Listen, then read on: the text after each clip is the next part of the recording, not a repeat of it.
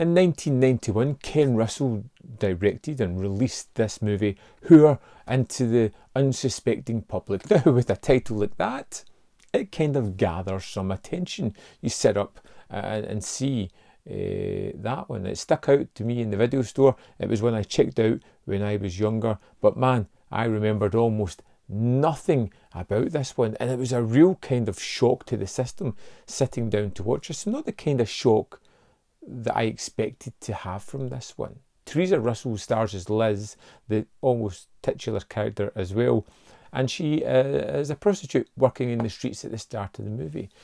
If he can't treat me like a lady out here on the street, he sure ain't gonna treat me like one when he gets my pants down, though, is he?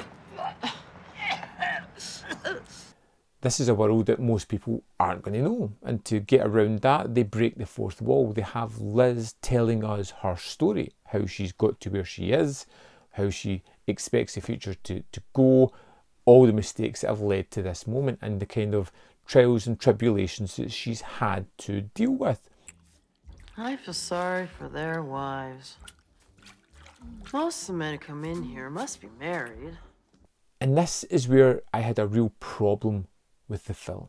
It's dealing with a dark and dingy and horrible slice of life for these people, a thing that most people will never come close to experiencing.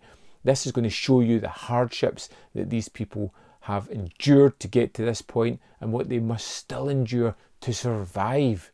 It's bleak, it's horrible, it's twisted and depraved. Yet it's shot like a comedy at certain points. It's brightly lit. We get to see our character get through various shenanigans that would, emotionally destroy other people. Her ease of talking about sexual conduct with people just to get money becomes almost anecdotal in the way that she's telling her tale. I mean, they'll pay extra, sometimes even double. I mean, that is really stupid. What if they took something home to their wives? It is a strange movie with both its thematics and its tonality that really don't marry together very well. Like I said, bleak and dark subject matter done in a comedic fashion, where we have our character quipping and talking to the camera, telling these tales as if they're a funny story, but really they are horrific. And I don't know if it's some kind of subverted genius in painting this horribly twisted idea of a life in a kind of fun throwaway adventure seeming kind of story that just doesn't work. There is something so inherently weird about Russell's Whore that I don't understand it completely. And I let him know I didn't do nothing dirty. I don't do anything dirty. It's one of those ones that I think I want to mull over a little bit more. I think Theresa Russell is fine in the lead role. There are some other secondary characters that are really kind of fun. Antonio Fargas turns up quite a few times. And to be honest, after being there initially and a little bit jarring, he comes in later on and is kind of a welcome addition to this one. Well, it seems to me like this pimp set you up, man.